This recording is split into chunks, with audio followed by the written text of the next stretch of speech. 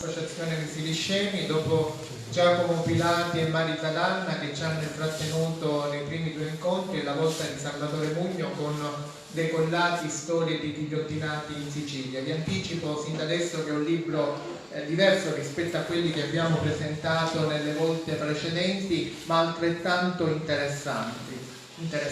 Non aggiungo per il momento altro, do per il momento la parola al presidente dell'associazione Vesili Scemi, Salvatore Tallavita, e poi inizieremo l'incontro. Buonasera a tutti e grazie di essere venuti qua. Questi incontri in realtà ci stanno veramente arricchendo, stiamo entrando sempre di più in quello che è l'esperienza anche di chi vive la propria terra. Il testo di questa sera che parla di Decollati in realtà è anche un segno della nostra memoria, di come ci si relazionava fra di noi e di quanto in realtà come sia cambiato anche il modo di interpretare pure la giustizia nel tempo, al di là dell'aspetto specifico. E penso che molto tempo, diciamo risalendo da allora, succedeva molto di più di quello che succede adesso. E quindi quella soluzione di fatto non era poi diciamo così risolutoria. Diciamo che adesso che si uccide meno anche le pene sono cambiate e quindi quando ci siamo evoluti nel modo di relazionare, di risolvere le questioni fra gli uomini. Ecco, noi speriamo che questo percorso ci faccia in un certo modo riuscire a capire il perché siamo arrivati a questo punto e cercare anche a non fare passi indietro che di fatto non sono stati molto gratificanti per la storia passata nostra. Vi ringrazio e speriamo che questo sia un momento anche di forte interesse e ci faccia capire appunto come si vive adesso. Grazie ancora.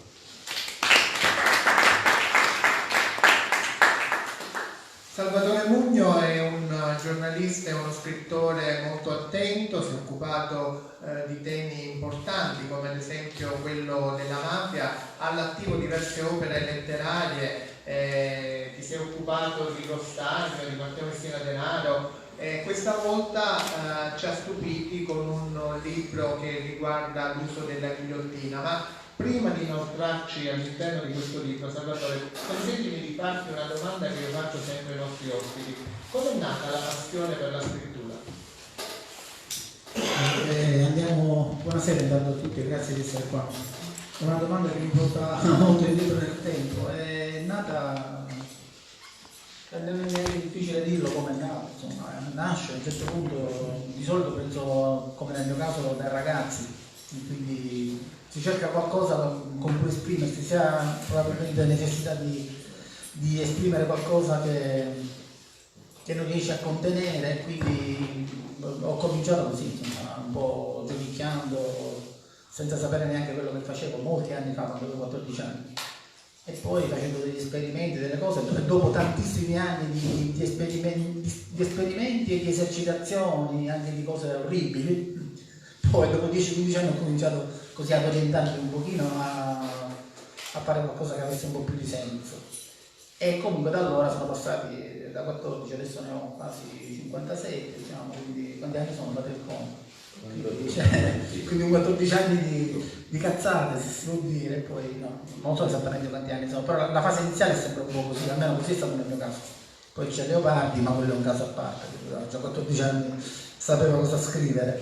È una passione che ha radici lontane, poi piano piano, inizialmente era magari così una curiosità, per uno strumento per esprimersi, poi piano piano, adesso credo insomma di capire, di sapermi destreggiare un pochino meglio e di sapere cosa voglio dalla scrittura. Spero che la scrittura sappia, come dire, rispondermi adeguatamente, però è chiaro che come qualunque attività, anche fare il contadino, devo fare, non so, l'elettricista, poi a mano si capisce certe cose, come se si appassiona può anche dare dei risultati.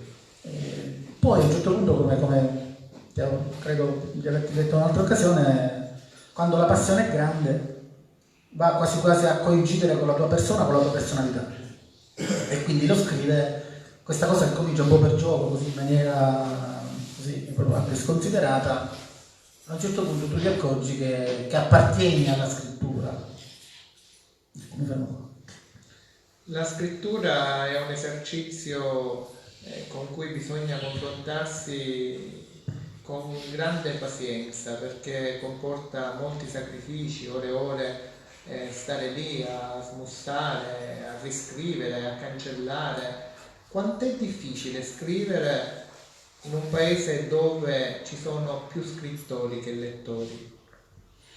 Ma è difficile perché intanto la figura dello scrittore secondo me diciamo che quasi non esiste più, adesso ci sono quelli che scrivono libri e scrivere libri è diventato ormai un'attività, un mestiere come un altro per sopravvivere, per vivere o per avere notorietà.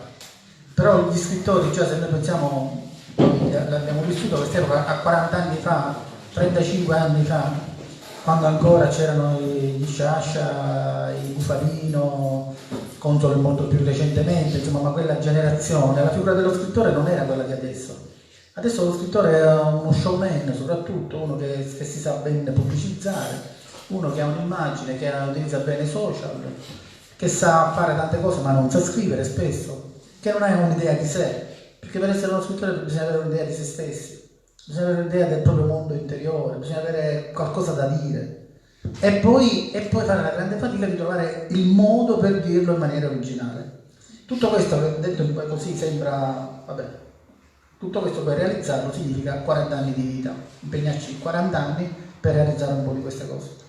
Tu hai detto, dopo lunghi anni di esercizio, ora tu sai cosa chiedere alla scrittura. Cosa chiedi alla tua scrittura? Ma io chiedo tante cose su vari versanti, ho sempre coltivato per esempio la diaristica, quindi un tipo di scrittura in cui sei veramente a contatto con te stesso, come dire,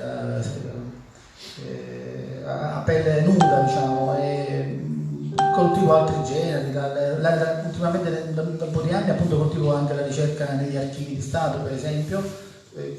Questi due libri sono frutto di ricerca negli archivi di Stato, quindi un mondo totalmente diverso rispetto a quella della scrittura nella propria cameretta, in cui uno, come dire, fa scavo in se stesso. Qua faccio scavo direttamente negli altri, però poi è sempre qualcosa che si riflette, perché non è mai una cosa così staccata, fredda, no? Se tu sei uno scrittore, qualunque cosa passa sotto le tue mani è filtrata dalla tua personalità di scrittore, quindi anche questo lavoro risente di questa presenza dell'autore. Naturalmente ci sono generi in cui la presenza è più immediata, però è un discorso in cui la tua personalità è sempre presente. Se sei uno scrittore si vede e si vede anche questa unitarietà di azione. In tutte le cose che fai ci sei sempre tu. Non è che perché sono cose diverse, generi diversi, perché io ho scritto biografie o saggi, ho fatto degli esperimenti, alcuni più o meno riusciti, per carità, non sempre tutto viene alla perfezione, ci sono cose in cui si è più vocati, più bravi, eccetera. Però c'è sempre la tua impronta, se tu sei uno scrittore, cioè se tu hai un'idea di quello che fai, di quello che sei. Altrimenti ci sono tante cose che uno fa, ma che magari non si collegano, non hanno un nesso, non hanno una loro unitarietà, quindi non hanno una loro visione di insieme, e questo secondo me indebolisce il lavoro nel suo insieme poi. Ho detto nella premessa che tu sei uno scrittore, un giornalista molto attento, che vai a trattare spesso argomenti poco trattati dagli altri. Con Decollati, storie di ghigliottinate in Sicilia, ci hai spiazzati un po' tutti. Questo è il primo studio sull'uso della ghigliottina in Sicilia. Il libro contiene 24 storie, 24 vicende di condannati a morte, condanne eseguite nell'arco di 50 anni. È un libro da cui emerge anche lo spaccato sociale, culturale, economico della provincia di Trapani nel periodo borbonico e in generale del Regno delle Due Sicilie e poi del Regno d'Italia. Un libro che tiene particolare attenzione anche all'uso della lingua che veniva utilizzata in quell'epoca nelle aule giudiziarie. La domanda scontatissima è: come è nata l'idea di questo libro? Ecco, io dopo quello che ho detto sulla figura dello scrittore, mi immagino che qualcuno magari si potrà si sarà un po' allarmato, dice, ma è una cosa però complicata, è qua difficile da seguire, eccetera. Sì, forse un po' lo è, ma non lo è neanche tanto, perché poi alla fine, secondo me, la qualità, l'abilità, la specificità anche dello scrittore è anche quella di poi di rendere comprensibili a tutti anche le cose più complesse, insomma, della nostra testa, del nostro sentire. E quindi questo libro che si presenta così in maniera magari un po' seriosa, perché appunto parliamo di archivi di Stato. Io ho lavorato per molti anni nell'archivio di Stato di Trapani e di Palermo per tirare fuori queste notizie, ho visto montagne e montagne di sentenze, e cosa chiaramente che non era mai stata fatta prima, perché da 200 anni voi sapete che abbiamo una ghigliottina al Museo Pepoli di Trapani, ma che non era mai stata studiata, ed è guarda caso l'unica che c'è in Italia. E quindi avevamo mille motivi per attenzionarla e ogni tanto qualcuno la guardava, rimaneva stupito, qualcuno di importante come per esempio questo Vincenzo Consolo, che ne ha scritto molte volte sia sull'Unità, sul Corriere della Sera, sull'Espresso, in alcuni suoi libri, però fare indagini è difficile perché richiede anni di lavoro, di fatica, e non sai neanche se riesci, non sai, eccetera. E quindi questa ghigliottina lì, la curiosità ce l'avevo insomma da sempre, da quando tutte le volte che l'ho vista volevo capirne di più, sapere se era stata mai utilizzata, perché anche questa è una domanda: mai stata utilizzata? Boh. Quando è stata utilizzata? Boh. E chi l'ha portata? Boh. A che cosa è servita? Chi l'ha montata? Boh, tutti boh, 200 anni di boh, ho detto vabbè, mettiamoci un pochino a lavorare. In archivio di Trapani, ripeto, e di Palermo. Valanghe e valanghe di carte, di polvere, di vermi tra le carte, di cose eccetera eccetera, e non sapevo neanche come utilizzarlo questo materiale, naturalmente, perché è un materiale così vario, così difficile da gestire e così difficile da rendere libro poi, perché poi giustamente si pensa a chi deve alla fine leggere questo materiale, perché sono sentenze scritte in un linguaggio dell'800, quindi un linguaggio un po' lontano dal nostro, con molta retorica, latinismi, barocchismi, anche dialetto a volte siciliano, cose. Io ho cercato poi di recuperare un po' di queste cose.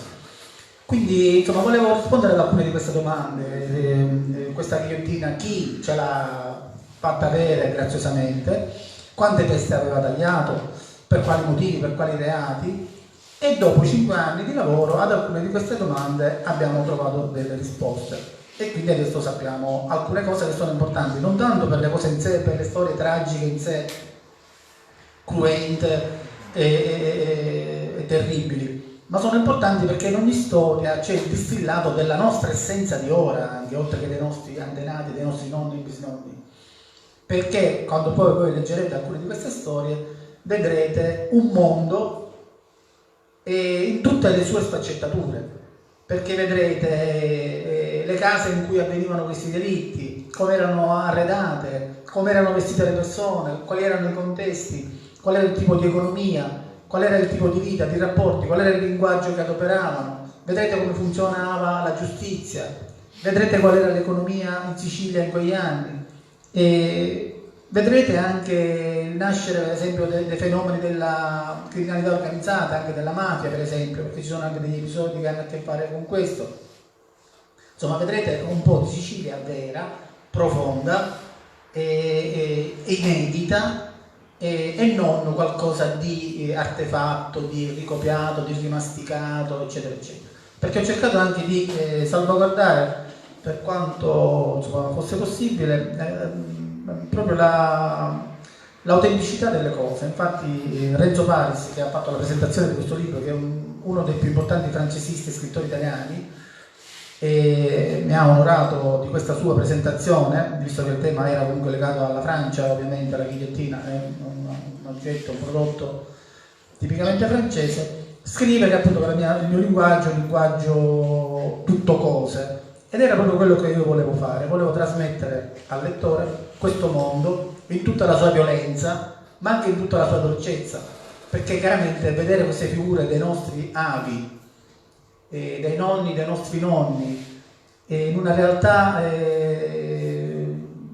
così viva, così vicina, così quasi fotografica, vi assicuro che è impressionante, a parte che molte cose poi a volte ancora resistono nel tempo e quindi ci viene anche a volte facile fare dei collegamenti, ma vabbè, sto andando intanto Stiamo vedendo le fotografie della ghigliottina di Trapani e c'è con noi l'ingegnere Pietro Barbera che tra qualche minuto gentilmente ci illustrerà le caratteristiche tecniche della ghigliottina di Trapani. Ma intanto vorrei farti un'altra domanda. Nel libro viene citata la relazione del procuratore generale dell'epoca. Da questa relazione emerge lo spaccato della società dell'epoca della provincia di Trapani. Che società era? E c'erano, io almeno più di una analogia l'ho riscontrata, c'erano analogie tra la società di quel periodo e i reati di quel periodo e quella attuale e i reati di oggi? Sì, queste relazioni del procuratore Pietro Calaulloa sono importantissime e sono famosissime peraltro, anche se anche in questo caso gli studi poi sono mancati. Diciamo che le citano tutti queste relazioni, citano tutti questo Pietro Calaulloa, ma anche in questo caso, come per il caso della ghigliottina, gli studi latitano. Pietro Calaulloa era uno scrittore, era un uomo politico, e era soprattutto un magistrato che è stato a Trapani, era napoletano ed è stato a Trapani procuratore generale del re dal 1838 al 1843, quindi per 6 anni. E ogni anno, come era d'uso, faceva una relazione a fine anno, all'inizio dell'anno successivo, all'anno giudiziario, come si fa anche adesso d'altra parte, e in cui appunto spiegava quello che era accaduto, i vari tipi di reato, c'erano delle analisi, eccetera. Queste relazioni sono molto interessanti per noi perché lui era un personaggio molto importante, è stato poi addirittura primo ministro di Francesco II in esilio dal 1860 al 1870. Quindi non un semplice magistrato, ma un intellettuale andato finissimo, autore di libri interessantissimi, sia in materia giudiziaria, giuridica, ma anche letteraria. E è un grandissimo magistrato che in questi 6 anni praticamente a Trapani fece delle cose importanti su cui insomma ci vorrebbe molto tempo anche per parlarne, ma diciamo che sono importanti queste 2 relazioni, che sono 2 lettere che lui scrisse al ministro della giustizia dell'epoca, che si chiamava Parizio, a Napoli nel 1838, una dell'aprile 1838 e una dell'agosto 1838. Sono importanti perché in queste 2 relazioni, che sono state citate da Sciascia, eccetera, eccetera, vengono ricordate soprattutto per una cosa, la cosa diciamo più importante, perché c'è lì la prima definizione della mafia, mai data in maniera precisa, puntuale e spaventosamente fedele. 1838, agosto 1838. E sembra di descrivere quella che poi fu dimostrata come essere la mafia da Giovanni Falcone e i suoi colleghi nel maxi processo. Cioè l'organizzazione regionale, in quello che scrive lui in una di queste lettere al ministro, sembra anticipare di 150 anni quello che poi abbiamo visto in maniera irrefutabile, anche se c'è sempre chi dice la mafia non esiste, non è mai esistita, non lo so, però questi sono i dati. In queste 2 relazioni descrive la realtà di Trapani e la realtà della Sicilia e vengono fuori delle cose spaventose chiaramente, perché per esempio parlando dei magistrati dice che spesso ce ne sono di corrotti, cita un magistrato che prima era contrabbandiere e poi era diventato procuratore generale, per esempio, e fa riferimento a cancellieri, compagnie d'armi, uscieri, impiegati, tutti disponibili a vendersi e a utilizzare il proprio ufficio per guadagnare qualcosa. Parla degli avvocati malissimo. Basta arrivare a Palermo già. Sì, poi parla malissimo anche di Palermo, insomma dice proprio che bisognerebbe sostituire tutti i funzionari e fare venire i funzionari da Napoli, perché era una persona molto, molto severa questo Calaulloa. E poi della Sicilia dice che era un vero e proprio anacronismo. Nel 1838 dice che la Sicilia è un vero e proprio anacronismo in Europa. Quindi un ritratto della Sicilia terribile, non è neanche lontanissimo, parliamo del 1838. Poi piano piano, anche le relazioni successive, lui un pochino si ammorbidisce, dopo che insomma un po' forse anche per esaltare il suo stesso lavoro negli anni successivi, e quindi comincia a rilevare delle cose positive. Nelle statistiche nota insomma tanti, per esempio una cosa per non stancarvi troppo, perché chiaramente le cose sono tante. Per esempio lui fa notare all'inizio, quando si insedia, nel 1838, osserva i dati delle condanne a morte e vede che nella zona di Trapani dal 1819 al 1838 c'erano state 85 condanne a morte, tante quante ce n'erano state a Palermo. Però Palermo aveva 3 volte tanto di popolazione. Mi è bruciato la prossima domanda, quindi- però io ne ho una di riserva. Come lo spieghi? Erano tutti criminali? Lui A Trapani, dice, intendo. lui stesso dà una spiegazione, dice dipende dalle condizioni economiche assurde in cui vive questa terra, dove la gente non si prende neanche la briga, insomma, di coltivare la terra, e si accontentano dei fichi d'India, delle cose che nascono così, non ci sono strade, non ci sono fabbriche, c'era una realtà veramente, come la descriveva lui, terribile nel 1838. E poi l'altro elemento, oltre alla situazione economica, è quello della corruzione diffusa. Lui dice queste sono le 2 cose che portano questa terra ad avere un così alto numero di condannati a morte.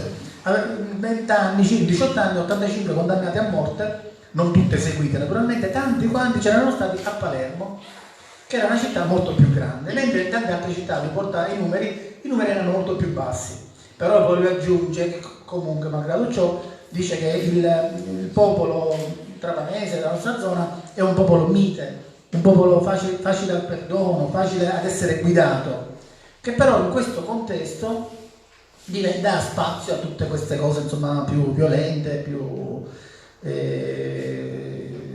assurde, insomma, questa malvagità, eccetera. Lui la spiega in questa maniera. Poi Non hai risposto alla seconda parte della domanda. Cogli delle analogie? le analogie ci sono, perché per esempio, Presente. se per esempio pensiamo a quello che si dice sugli avvocati, il mondo dell'avvocatura. Ora, come dire, non so se qua ci sono avvocati, non voglio come dire, suscitare per esempio, pensate, lui dice per ogni causa c'è una pletora di avvocati. C'erano 4-5 avvocati che seguivano ogni causa, venivano pagati in gran parte anticipatamente, non avevano nessun interesse a fare finire le cause, duravano un'infinità di tempo. Corruzione diffusissima. Cioè, ora, non so se... Cioè, gli avvocati praticamente erano tipo il male della...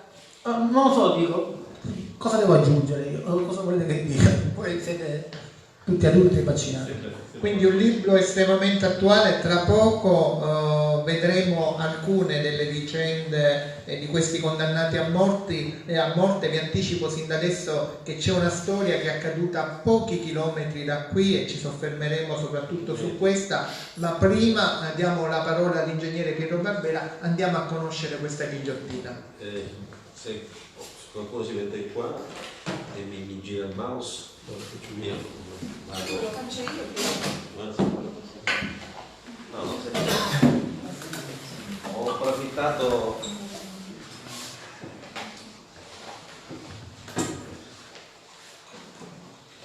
Come avete visto, ho mandato avanti le immagini in modo tale che ho schermato una parte di quello che devo dire.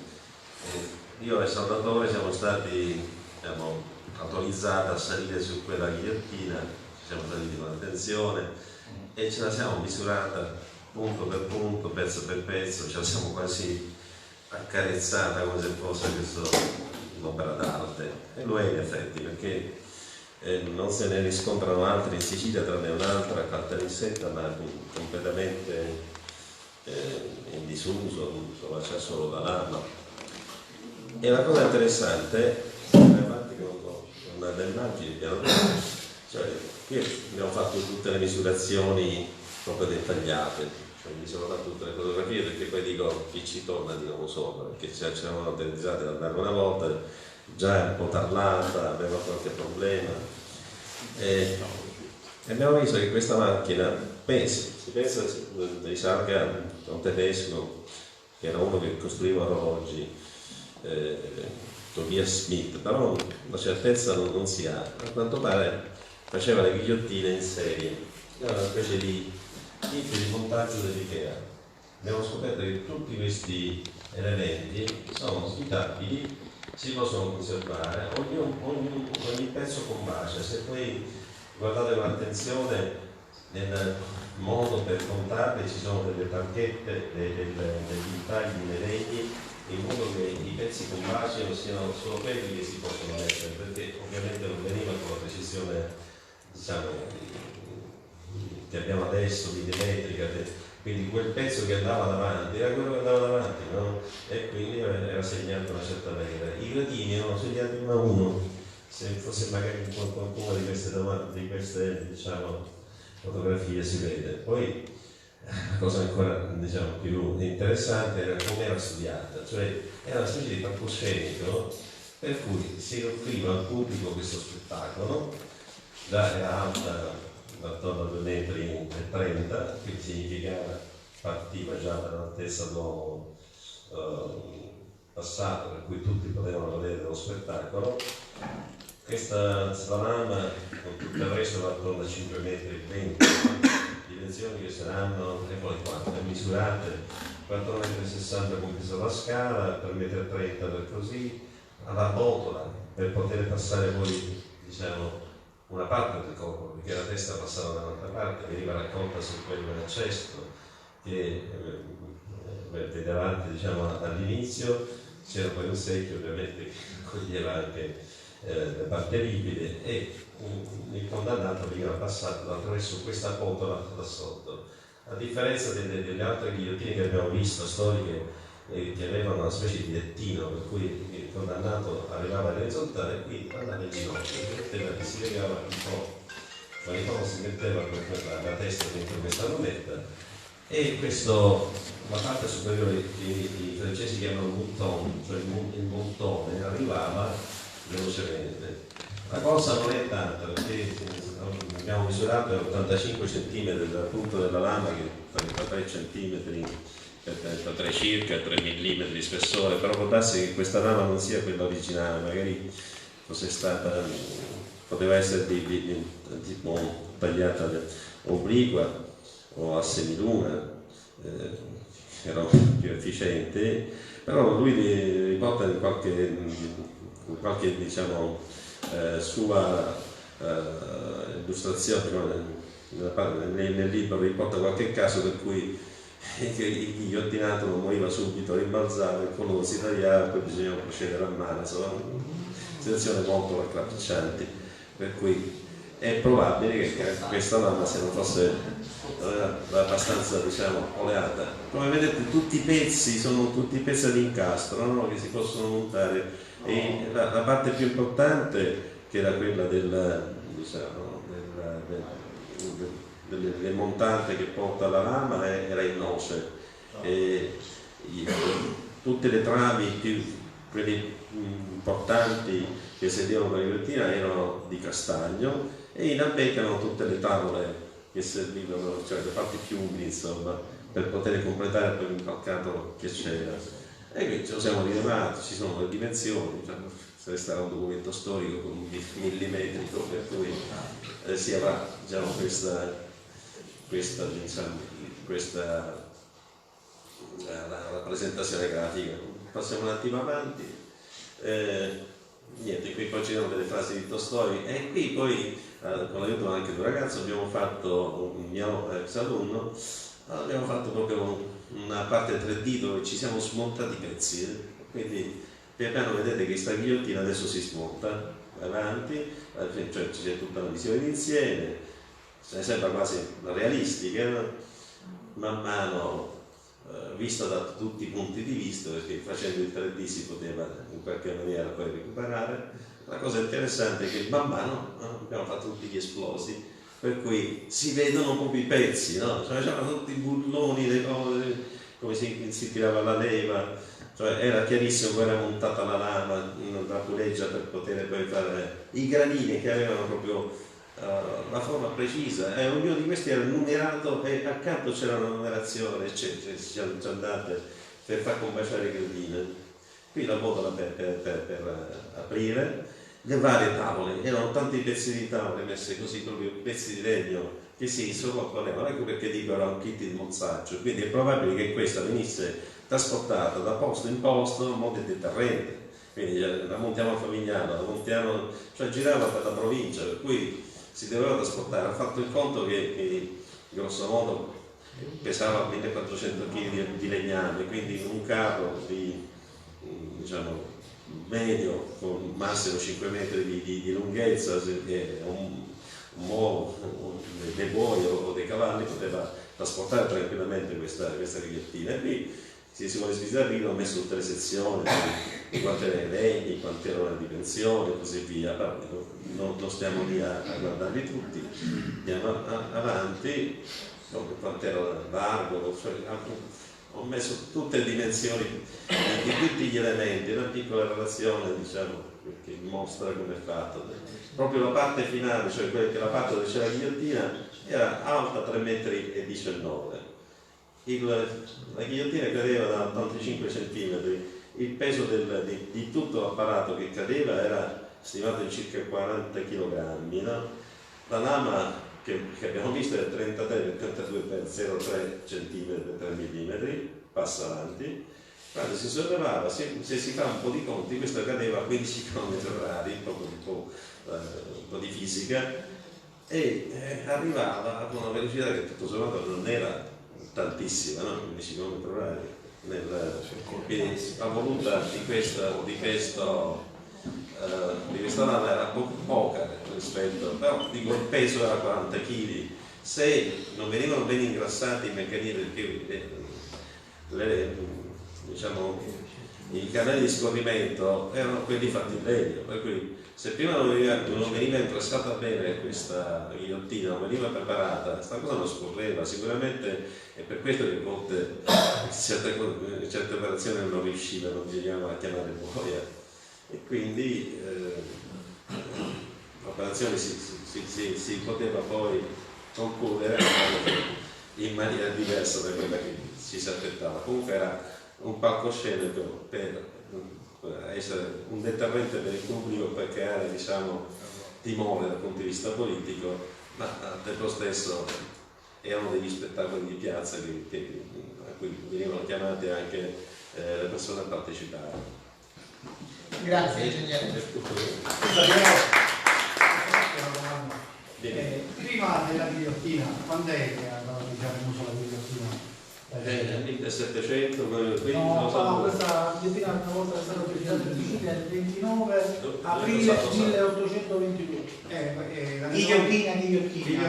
Perché la delimitazione esiste da sempre. Però la ghigliottina venivano. la ghigliottina solo una parte alta, perché il palco. Io voglio capire quando è che hanno poi scelto di fare l'esecuzione con la ghigliottina. Se Prima c'era un boia. può pazientare un attimo, facciamo le domande nella parte finale, se consente. Se non è buono. Se consente. Alla fine potrete fare tutte le domande che vorrete. Non lo sapevo. Tranquillo.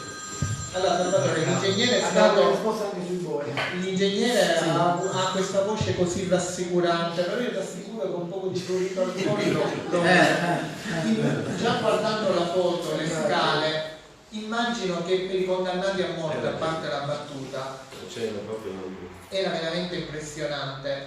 Nei verbali che tu hai recuperato si accenna anche all'approccio che hanno avuto questi condannati. Non tanto perché esperienza. i verbali venivano fatti dall'usciere che li preparava per il procuratore generale del re e dal procuratore generale del re che li preparava per il luogotenente generale per la Sicilia. Chiaramente scrivevano soltanto con frasi fatte, è andato tutto bene nella massima tranquillità. Cioè questa era la frase di rito, però è chiaro che non sempre andava così, anche se bisogna dire, io ho citato per esempio, non so se l'abbiamo messo anche lì, uno scritto di Albert Camus, il premio Nobel algerino francese, che ha scritto un volume che si intitola Riflessioni sulla pena di morte, in cui parla della ghigliottina e dove dice che la ghigliottina aveva una forza così come dire, di assoggettamento psicologico nei confronti del condannato, che rimaneva come raggelato, cioè non aveva spesso manco reazioni, non riusciva neanche a capire cosa gli stava accadendo, perché era così, una cosa così terribile da immaginare, che mentre alcuni forse un po' per spocchia, per salvaderia reagivano. Per esempio c'è una frase del rivoluzionario Danton che dice al boia, poco prima di che gli tagli la testa, gli dice: mi raccomando, falla vedere bene al pubblico perché ne vale la pena la sua testa. E altri casi che ho trovato anche in Sicilia di persone che che fanno delle raccomandazioni o che esprimono degli anatemi, come dire, insomma, delle maledizioni nei confronti di quelli che dicono guardate che questa cosa è un'ingiustizia, ci sono anche questo tipo di reazioni, però solitamente la persona è lì ormai rassegnata, già morta prima ancora che gli taglino la testa. Peraltro da dire che questa cosa della testa, della ghigliottina, perché non era l'unico modo per eseguire la pena di morte, potevano essere anche fucilati, potevano essere anche impiccati. La ghigliottina era come una sorta di regalo, come una sorta di privilegio, perché i peggiori ceffi venivano impiccati, la condanna era alla forca. Il ghigliottinato era quello che in qualche modo, siccome alla fine sei un poveraccio, sei uno che ti è capitato sta cosa, ti dobbiamo eliminare, però ti evitiamo l'onta, la vergogna, l'umiliazione o una pena ulteriore che potrebbe essere quella della forca, perché rimane lì per alcuni minuti e non so neanche immaginare esattamente, però intuitivamente è un po' più penoso e anche un po' più umiliante, e quindi questi erano in qualche modo anche quelli che venivano beneficati di questa graziosa, insomma, privilegio di morire, diciamo, rapidamente quando andava bene, perché a volte poteva capitare che qualcuno rimaneva con mezza testa dentro, mezza così, è capitato. Io da giornalista della cronista però sono attratto dalle storie che sono contenute in questo libro, che sono le vicende che stanno alla base di queste condanne. Vi avevo promesso poco fa che ne avremmo trattata qualcuna e iniziamo subito da questa rapina finita male alle porte di Trapani. Me ne accenni? Sì, praticamente è un caso che è accaduto a Pietre Tagliate nel 1866 e vi accenniamo soltanto una parte. Pensatela come un film che so di Quentin Tarantino, dove, perché ha proprio questo andamento per riflettere. E quindi ci sono due signori che vengono, non so, da Palermo, non so da dove, insomma, che percorso avevano fatto, arrivano a un certo punto a Pietre Tagliate e si rivolgono a una coppia di persone che loro conoscevano per essere ospitati, perché dovevano arrivare a Trapani e nel 1866 arrivare da Pietre Tagliate a Trapani significava molte ore di cammino, forse era già buio, era quasi un tardo pomeriggio, e quindi chiedono ospitalità. E siccome li conoscevano, quelli li ospitano, loro gli dicono vorremmo dormire qua, pernotare qua, anche cenare qua. E quelli non credo che facessero questo lavoro, ma comunque per amicizia li ospitano. E quindi, diciamo, il primo tempo del film, immaginatelo così, il secondo poi ve lo leggete, spero, e questi vengono accolti graziosamente, cenano insieme, una serata conviviale bellissima, sono una coppia di coniugi e un nipotino. Il nipotino è il figlio del fratello della moglie. Questi si chiamano D'Antoni e Giacalone, se non ricordo male adesso i nomi. E mentre i due che si fanno ospitare si chiamano uno Calandrino ed è di Salemi e l'altro si chiama Foderà ed è di Marsala. Ed è di Marsala. Non è di... E quindi c'è questa serata graziosa, addirittura bevono, quelli gli offrono da bere, gli offrono da fumare, il sigaro, insomma una bella serata tra amici, il primo tempo del film. Però poi a un certo punto questi avevano altre cose per la testa e lì poi comincia il secondo tempo del film e quindi Che Quentin Tarantino però siccome noi siamo buoni diamo un altro anticipo. Lina Barbuscia ora ci legge un breve stralcio Sulla di prima- questa sul primo vicenda, tempo del film. sempre il primo tempo però. Sì, ok. Passa il microfono. Va bene. Soltanto la prima parte del film. Allora, è uno dei racconti dal titolo Una rapina con triplice omicidio alle porte di Trapani. Si celebrò in una sola udienza pubblica dibattimentale il 28 marzo 1867 il processo davanti alla Corte di Assise di Trapani che condusse il 37enne contadino salemitano Nicolò Calandrino sul patibolo per i suoi 3 omicidi consumati nel corso di una rapina a mano armata. Il triplice assassinio era stato commesso la sera di sabato 10 marzo 1866 in contrada Pietre Tagliate, poco fuori Trapani, I 3 uccisi erano i coniugi Cristoforo Giacalone e Giuseppa D'Antoni e un loro nipote, il giovanetto Santoro D'Antoni, figlio di Andrea D'Antoni, fratello della donna. Complice di Calandrino era stato il 35enne marsalese Antonio Foderà.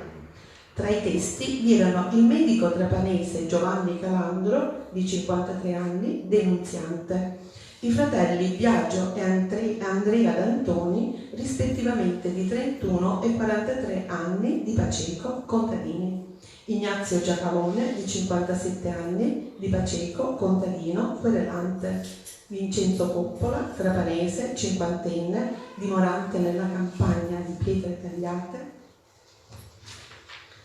contadino, denunziante, il contadino Giacomo Di Bella, Pacecoto, l'impiegato Leonardo Calandro, 56 anni, di Trapani. Ma sul tragico episodio di Pietre Tagliate, i verbali non contengono tante informazioni e quanto ai processi penali, tra gli stessi non abbiamo rinvenuto i fascicoli relativi a questo caso. Cos'era dunque accaduto nella tragica sera del 10 marzo 1866? Per un caso alquanto fortunato siamo riusciti a trovare delle notizie su questo spietato e odioso crimine in un articolo apparso su un settimanale trapanese dell'epoca, La Concordia, dove se ne fa un breve resoconto.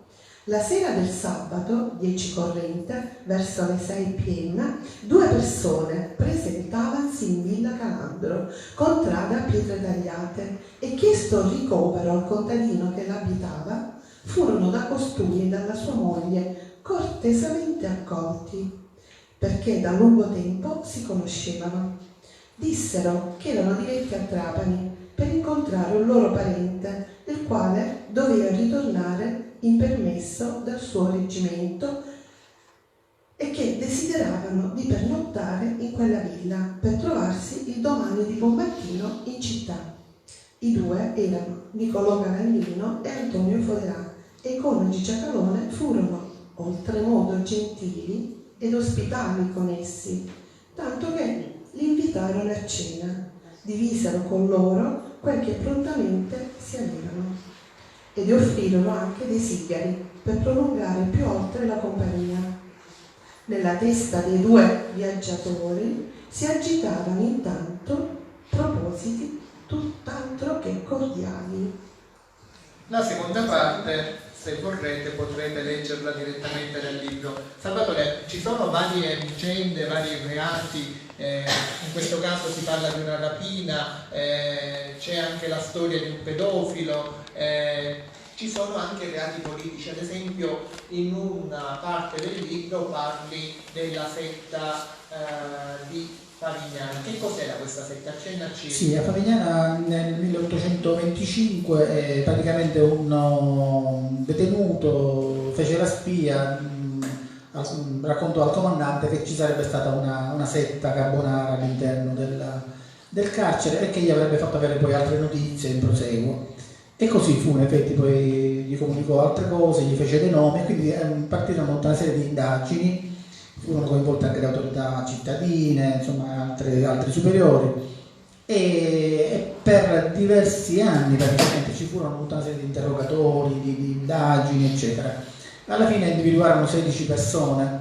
Effettivamente c'era una setta carbonara che si faceva chiamare la setta delle coppole storte, curiosamente, che fa pensare ad altre cose, e all'interno di questa sentenza lunghissima che ho recuperato a Palermo, peraltro, una sentenza di 150 pagine che trascriverla ancora adesso quando ci penso mi sento male, e c'è tutto il rituale dell'affiliazione che è bellissimo e che ho riportato nel racconto, e a un certo punto insomma individuano i capi che si riunivano in una chiesa all'interno del carcere che poi era stata chiusa, si alzavano di notte, scrivevano, avevano anche loro... questo è un altro film. Sì, sarebbe un altro film, peraltro anche in questo caso come in quello precedente poi appunto finito anche peggio, perché qua sono 5 le persone che alla fine vengono giustiziate, 2 vengono decapitate e 3 vengono impiccate. E quindi c'è questa lunga storia di questa indagine, poi di una serie di ritrattazioni, gente che cerca di salvarsi come può, insomma vengono fuori anche tutte le meschinità umane durante queste lunghe indagini, perché ciascuno poi alla fine, quando capisce insomma che la cosa si mette male, cerca di salvarsi la pelle come può. Ma alcuni invece, Alessi era considerato il capo, vengono condannati a morte. Peraltro Alessi, che era considerato il capo, appunto per ritornare al discorso di prima, non fu condannato alla ghigliottina, ma fu condannato alla forca, perché i casi più gravi, i soggetti considerati peggiori, più abietti diciamo, gli si riservava la pena che veniva considerata più pregevole, quindi l'impiccagione e non la ghigliottina. La ghigliottina la ebbero due e gli altri tre ebbero l'impiccagione. Quindi è una storia molto interessante, sì, perché si potrebbe fare anche lì un film veramente a raccontare come si muovevano queste all'interno delle carceri, si prestavano dei soldi, c'era gente che per esempio si affiliava semplicemente perché gli prestavano dei soldi, avevano bisogno, poi c'erano dei personaggi che uscivano perché erano relegati nell'isola, quindi non erano dentro le prigioni, ma potevano anche uscire, e quindi la ricerca di indizi, di cose, insomma una bella storia. Anche questa, se vorrete, potrete leggerla. Il tempo a nostra disposizione sta terminando, però siccome io voglio stuzzicare ancora la vostra curiosità... Io volevo dire però una cosa sul caso volevo fare una proposta qua alla nascente amministrazione per quanto riguarda il caso di pietre tagliate, questo qua delle 3 vittime, che non so se esiste ancora questa villa dove è avvenuto questo triplice omicidio. Forse sì, a trovarlo. Ha detto Calandro. Villa Calandro, non so se esiste. No, però si può magari individuare la zona, perché sarebbe bello, perché questo lavoro è il lavoro che facciamo noi e io come autore e voi come futuri amministratori e come cittadini, perché voi siete in questo momento cittadini con la C maiuscola, voi dovete chiaramente questa cosa, come dire, conservarla nel tempo, giusto, perché in questo momento siete proprio così come dovrebbero essere i cittadini, cioè una persona che chiedono di amministrare le proprie cose, il proprio territorio, quindi siete al più alto livello secondo me della civiltà in questo momento, però poi bisogna mantenere le promesse. Per esempio vorrei farvi un suggerimento, cioè questo episodio, poiché come avete visto dal primo tempo del film, si tratta di 3 persone che sono state gentilissime, generose, ospitali, buone, eccetera. E poi sapete pure che ci sono stati 3 omicidi, quindi potete collegare, vi manca poi un nesso, però così finisce. E finisce anche con una decapitazione di uno dei 2 e con l'altro che viene condannato all'ergastolo. È interessante anche poi quando vengono trasportati, ma lo leggerete. Perché non mettere un cartello per ricordare la generosità, l'ospitalità di queste 3 persone e questo delitto accaduto in questo posto? Perché vuol dire, è una cosa che fa onore al territorio. Ascoltiamo in tempo reale la risposta. Ecco, questo è quello che è la proposta che valuterete. Noi non possiamo prendere impegni per... Cioè, però dico, quando sarete... Dico, i cognomi che sono citati lì in realtà corrispondono a delle famiglie che tuttora vivono. Quindi potrebbero essere quindi anche... è un legame sicuramente penso che ci possa essere. Potrebbero essere anche coinvolte interessanti. È interessante questo, è anche stimolante riuscire anche a comprendere e riappropriarci della memoria. Ecco, per questo, perché penso che sia... Comunque si potrebbe proporlo anche all'attuale amministrazione di Trapani, che sono certo recepirebbe questa vostra istanza.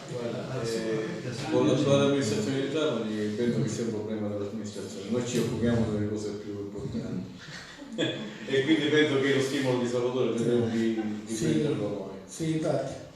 Andiamo avanti, stavo dicendo... Sì, scusa l'interruzione, mi piaceva... fatto benissimo. Stavo dicendo, voglio stuzzicare la vostra curiosità fino in fondo. In questo libro si raccontano anche storie passionali e quindi ascoltiamo un altro stralcio. Il titolo è tutto un programma: l'avventura d'essere legato d'affetto a donne di piacere. Bene. Sì. Allora, Don Agostino Safina, un contabile 31enne dei Saremi, si trovava impegnato in illecita amicizia con Maria Marino. La donna infatti era sposata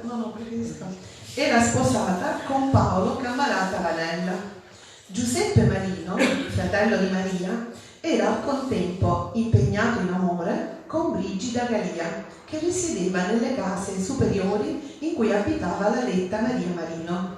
Costui fu improvvisamente colto dal forte sospetto che la propria fidanzata lo tradisse.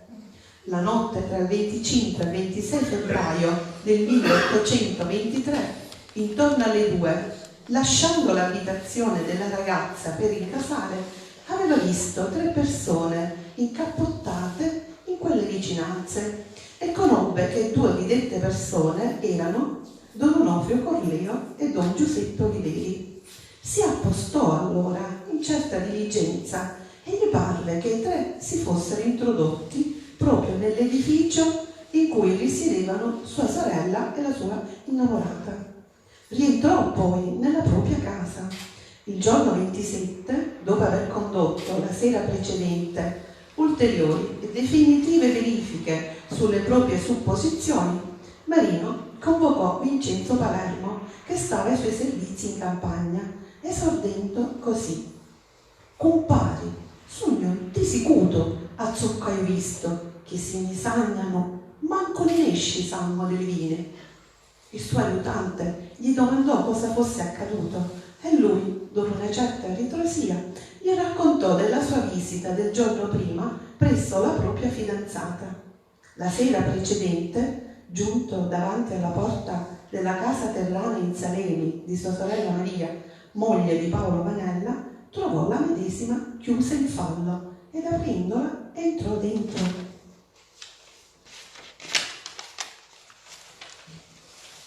Allora sentì queste parole: «Oh, vinistili!» Era la voce della sua Amasia Brigida, che si trovava appoggiata alla mangiatoia esistente in detta casa terrana.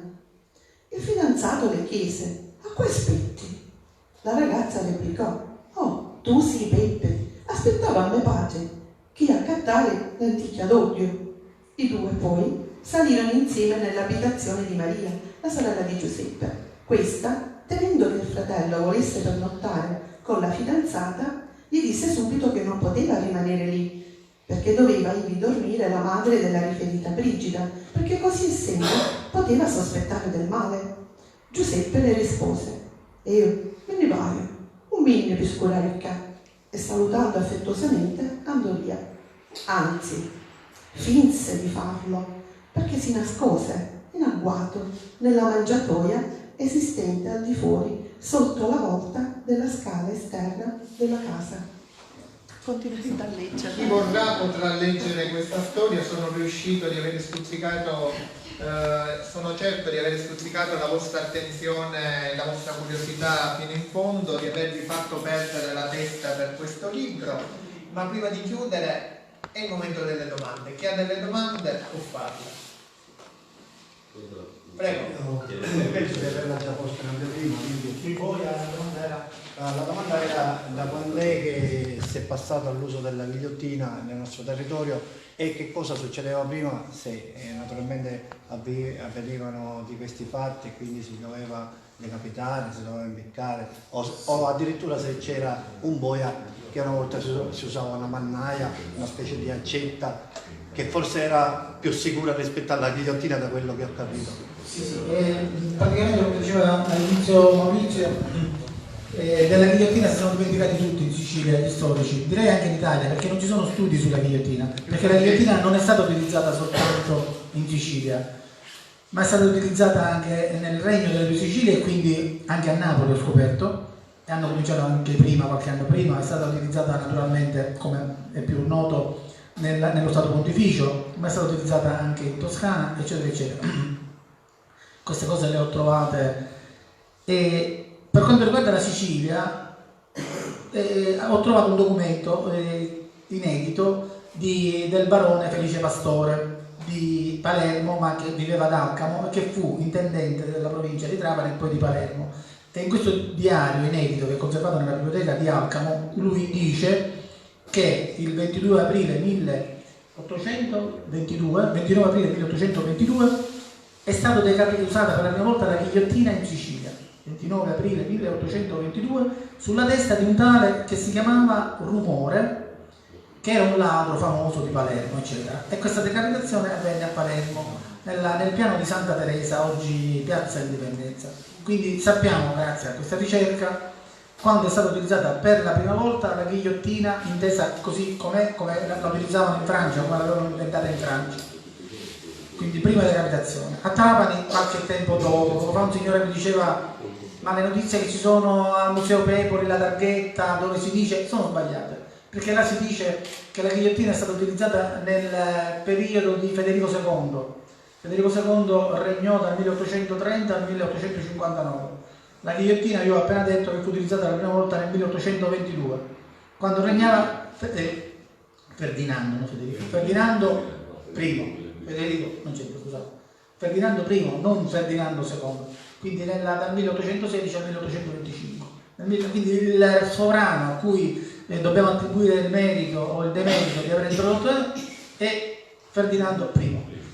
E quindi quella è la data. Per quanto riguarda i periodi precedenti, la decapitazione esiste da sempre. Utilizzavano altri strumenti, perfino la spada, il coltello. Io ho trovato 2 casi che ho citato anche in una nota, di 2 persone che sono state decapitate a Trapani nel 1600 e qualcosa, dove si dice è stata tagliata la testa col coltello, con la R, per tagliare la testa.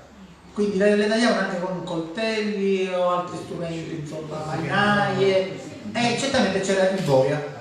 C'era il boia, come c'erano i boia anche in queste circostanze. Io ho trovato anche diverse notizie sui boia, che in qualche caso cito, ma sono notizie che ho tenuto al di fuori perché conto e spero poi di mettere tutte insieme in un altro librettino e spiegare un po' questa cosa dei boia. Comunque, se vi può consolare, di Trapani in questo periodo boia non ce n'erano. Quindi ecco, nessuno vi può dire boia, voi trapanesi boia nel periodo, perché erano di altre città, ma trapanesi non ce n'erano. C'era un'area specifica della città dove veniva montata? Sì, certo. E a Trapani veniva montata o di fronte ai Cappuccini, nella zona che si chiama Chiesa dei Cappuccini, che si chiama Testa ancora adesso, quindi nel centro storico, oppure dove ci sono adesso le poste e la questura, nel largo di Porta Nuova si chiamava, oppure nelle fossate del Castello di Terra, che erano là vicino. Quindi queste 2 zone erano a Trapani. Sì, Piazza Generale Scio, che appunto di fronte alla cosa. Poi è stata trasportata, lui diceva che era un kit che si poteva smontare, infatti è stata trasportata in alcuni posti anche della provincia, perché poi io ho scoperto che ce n'erano altre in altre province. Cioè la ricerca, partendo dalla nostra ghigliottina, praticamente mi ha dato la possibilità di capire, di avere un quadro della regione e anche un po' di più. Al museo mi pare che si parlano che è stata montata anche a Mazzara del Vallo. È stata montata a Mazzara del Vallo, dove sono le 2 decapitazioni. Io ho scoperto che è stata montata anche a Massala, questo non si sapeva proprio, a Porticella, dove adesso c'è il Porta Trapani. È stata effettuata una decapitazione nel 1852, poi è stata utilizzata a Favignana, dove è stata pure trasportata, e queste sono le località, insomma, al di fuori di Trapani, della nostra ghigliottina. Salvatore, c'è un'altra domanda. Prego. Domanda doppia, Salvatore. Intanto l'ultima decapitazione, cioè l'ultimo utilizzo di questa 1870 a Monte Castellammare. E poi una cosa, i casi che hai riscontrato di malfunzionamento del sistema, a quanti casi risultano? Io Diciamo che ha funzionato male. Una domanda uno in particolare. voglio aggiungere. Nasce il sospetto che questo sistema poteva essere anche, come dire, zavorrato per essere più efficiente e lo si teneva invece in una situazione quasi di precarietà per fare in modo che ogni tanto questo pericolo di dover ricorrere, diciamo, a forme alternative per completare il taglio poteva essere messo nel conto anche del... No, penso di no, perché comunque poi erano grane per il procuratore, potevano essere grane o anche per il boia. Il fatto è che, malgrado le sentenze di condanna fossero tante, diciamo, io ho calcolato che dal 1820 al 1870 ce ne siano state un 300 condanne a morte, ne sono state eseguite un quarto più o meno, 71 io credo di averne individuate. E quindi di queste 71 però sono state 35 fucilazioni, quindi lì non c'è problema dell'inceppamento, 12 impiccagioni e 24 invece decapitazioni. Nell'arco la prima è del 1822 e l'ultima del 1870, quindi se fate un po' dei calcoli, quindi 24 decapitazioni nell'arco di 50 anni significa che ne avevano fatte una ogni tanto, quindi sta macchina stava ferma, non è che facevano manutenzione, per cui poteva capitare che quando poi la riprendevano non era efficiente. Ora non ce n'era, non la utilizzavano, non facevano, anche se loro di solito facevano delle prove prima, perché nel caso che ho trovato, che non riguarda la provincia di Trapani ma riguarda la provincia di Siracusa, poi il procuratore generale ha dovuto spiegare questa cosa, perché chiaramente il luogotenente generale della Sicilia dice ma che porcheria è, che cosa, perché faceva schifo anche a loro, malgrado facesse schifo tutta la cosa, nello schifo però a volte c'erano delle cose che facevano schifo anche a loro, perché uno era rimasto appunto con la testa così e poi si era dovuto intervenire col coltello e completare la cosa. Quindi secondo me era dovuto soprattutto alla mancanza di manutenzione, perché erano poi dei mezzi comunque abbastanza rudimentali, comunque non erano così efficienti come quelli che utilizzano che sono gli Stati Uniti, che sono perfetti nella vita, non sbagliano. Salvatore, abbiamo un pubblico molto interessato che fa moltissime domande, o altre, quantomeno altre 2 domande. Iniziamo con Tallaretta. Quindi siamo a 4, quindi cerca di essere un po' più sintetico. Va bene, sarò lapidare. Allora, no, volevo sapere se tu hai mai riscontrato nei tuoi studi che ci siano stati dei casi di cattiva giustizia, cioè di persone condannate ma in realtà poi non erano innocenti, e se ci sono state anche condanne dal punto di vista dimostrativo, più di natura politica, cioè per eliminare diciamo alcune tendenze, alcuni modi di fare di quel periodo. Ma per quanto riguarda questi casi che io ho trattato, onestamente devo dire, malgrado a volte si pensi e si tenda a dire nel passato noi siamo migliori, quelli nel passato erano incapaci, in linea di massima per quello che sono i documenti che emergono, le sentenze, era gente che aveva commesso degli omicidi eccetera. Poi ci sono dei casi che sono discutibili, dei casi che magari lasciano qualche perplessità, perché per esempio ti rendi conto, almeno hai l'impressione, io avendoli studiati, che a volte sono delle situazioni che magari sono un po' sfuggite di mano. Questo c'è per esempio un caso ad Alcamo dove una persona chiede ad alcuni di picchiare altre persone per motivi vari eccetera, e poi la persona picchiata muore.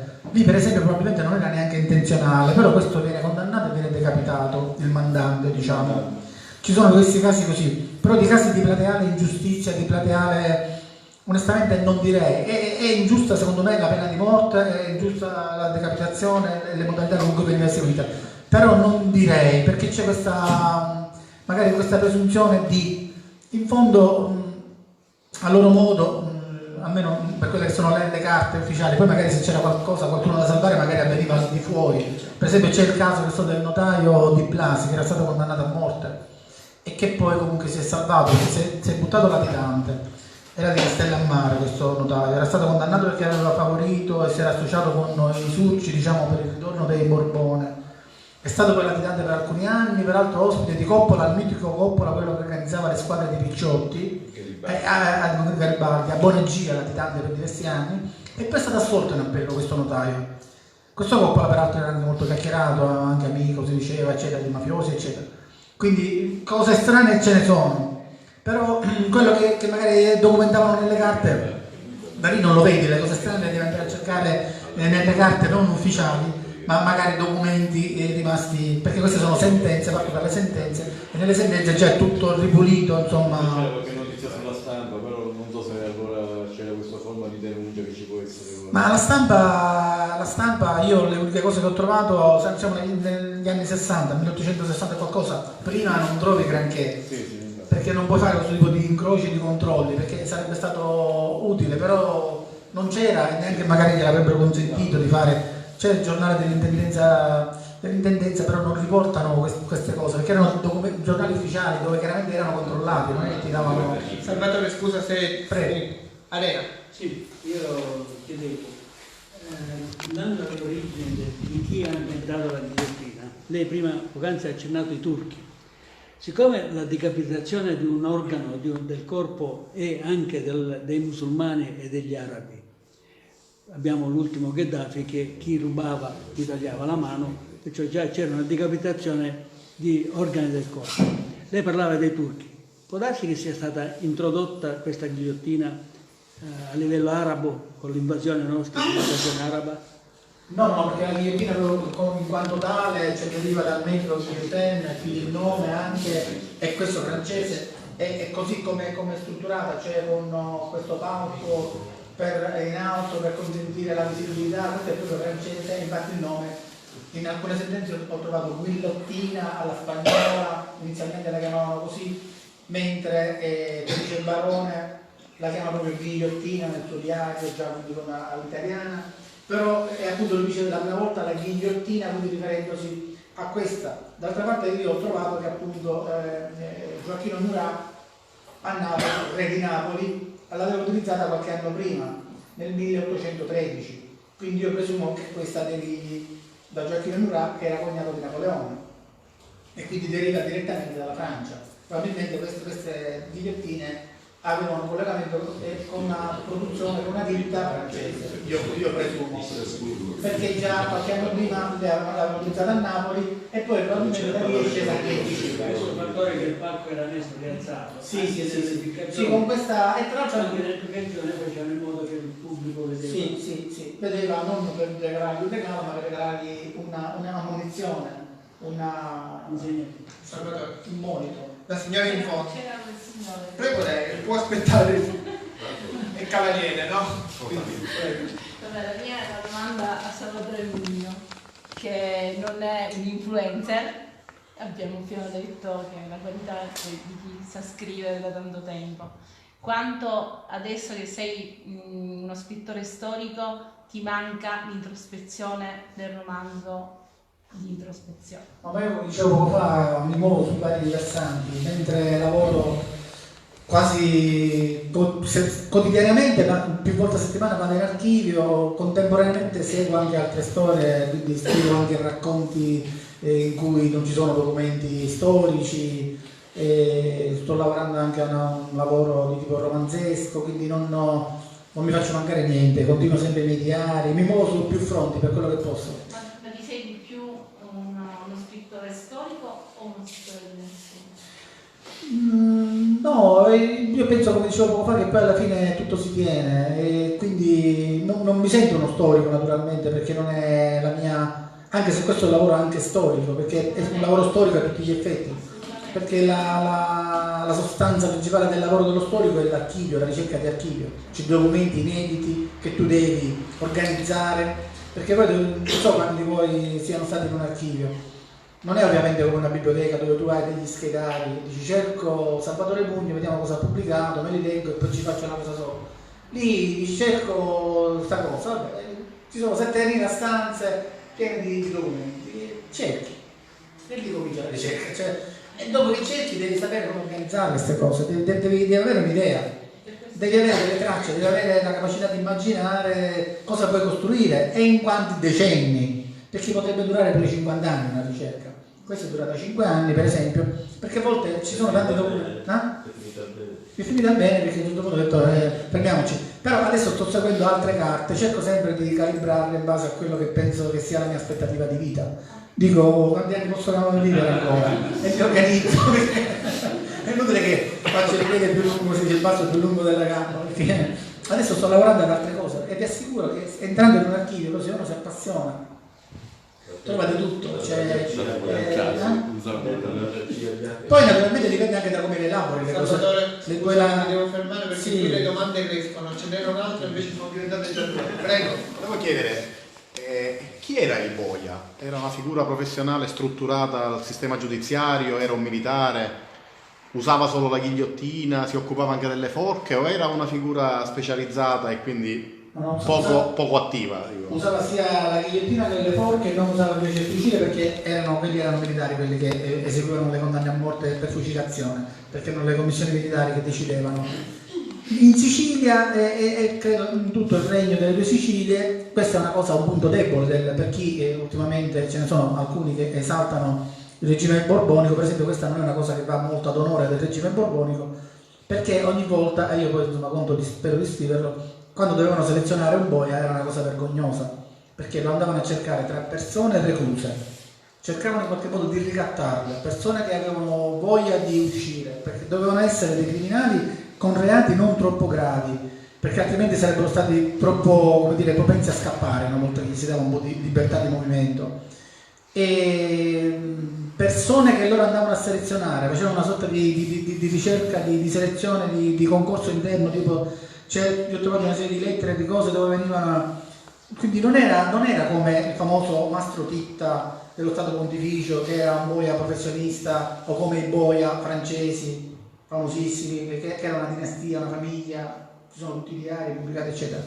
Erano dei poveri disgraziati, dei detenuti, i nostri boia, che per amor di avere qualche spicciolo, per amor di poter uscire un po', di avere qualche piccolo beneficio, perché poi ci sono una serie di cose, si prestavano a queste cose, a volte anche con il disgusto, perché ce ne ho trovati alcuni che proprio lo facevano, ma poi insomma dopo non resistevano dopo un certo tempo e si ritiravano. Ed era veramente una cosa squallida vedere le autorità, magistrati, eccetera, che andavano a inseguire queste persone, un po' a ricattarle, un po' a spingerle a fare queste cose, piuttosto che appunto selezionare uno, diciamo, tra virgolette, professionista che lo facesse non perché detenuto. Erano tutti dei detenuti che cercavano di contrattare questa attività che non piaceva a nessuno con dei benefici. Questo. Poi ci sono alcuni che sono durati per molti anni, altri per poco tempo, abbiamo trovato nomi e cose, storie varie che comunque speriamo in un'altra occasione. C'è un'altra domanda, prego. Poi per quanto riguarda il palcoscenico, no? Quindi si presume che il palcoscenico sia in una piazza e che ci siano delle persone attorno che guardavano. Ora volevo capire se era prevista per esempio una figura a cui si faceva riferimento il tipo di reato che era stato compiuto, cioè se veniva descritto o letto in sede di esecuzione della pena, che cosa questo non credo perché nel libro gli ho riportato un verbale integrale relativamente alla esecuzione di uno di questi decapitati che si chiamava Pietro Pidone, e quindi lo trovate integralmente nel libro, e c'è messo tutta la procedura, quello che avveniva quando veniva giustiziato, cioè dal procuratore generale che dava l'incarico all'usciere, l'usciere che andava nella chiesa, e poi tutte le varie fasi, i vari preti che intervenivano, militari, la processione come avveniva, tutti i vari passaggi fino al momento in cui veniva decapitato, l'esposizione della testa, perché veniva pure fatta vedere, e tutto il seguito. Però nel verbale non si dice che veniva letta l'imputazione, il motivo, eccetera. Forse si dava per scontato, magari la gente lo sapeva, si diceva così in maniera informale, diciamo. Salvatore, abbiamo sforato anzi proprio di più, però c'è un'altra domanda, l'ultima, ci sono altre domande? In particolare. Concediamo quest'ultima domanda, poi per il resto se qualcuno ha domande, Mugno verrà anche a casa vostra. Però vi prego pure di comprare il libro, così la interessa. Questo era tutto il tempo. Non so ragazzi la domanda. Venite a casa con il libro se vediamo. Non sappiamo se si comporta. No, perché l'esperienza dice che certo con precedente di chiedere la domanda. Una curiosità più che altro. Nella tua ricerca se hai riscontrato che ci sono state ghigliottinate delle donne? No, donne nella provincia di Trapani no, in altre province sì, però sono state condannate delle donne a morte nella nostra provincia, ma poi sono state graziate perché molte di queste condanne, io vi ho detto che ne ho individuate 300, però soltanto 71 sono state eseguite, quindi molte venivano commutate in pena ai ferri per tutta la vita, quindi rimanevano in carcere per tutta la vita. Ho individuato 6 donne condannate comunque a morte per uxoricidio, quando poi si dice sempre femminicidio, le donne uccidono pure gli uomini. Queste donne avevano ucciso, ci sono dei casi di uomini che hanno ucciso la moglie e che sono stati decapitati, mentre dei casi di donne che hanno ucciso il proprio marito, anche a volte in compartecipazione con altri, se la sono fatta franca. Per loro. Per una volta la non so se è meno grave. Salvatore, per una volta la differenza di genere è a vantaggio delle donne. Sì, direi di sì. Allora, noi abbiamo terminato. Io io vi invito ad acquistare il libro, vi do appuntamento al 6 febbraio se non mi sbaglio, sempre qui, ci sarà Fabrizia Sala con Il tuo nido altrove, cambieremo il registro, parleremo di famiglia e parleremo di sentimenti. Grazie a tutti per l'attenzione e una buona serata.